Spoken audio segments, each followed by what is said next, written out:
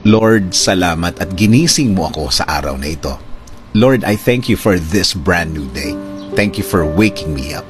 Salamat at nagising ako, Panginoon. Maraming salamat sa napakagandang gising ko na ito.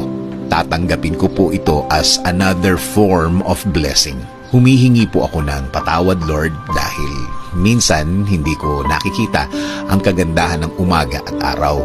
Hindi ko nakikita ang mga bagay na ibinibigay niyo sa akin. Mga bagay na dapat maganda ang effect sa akin.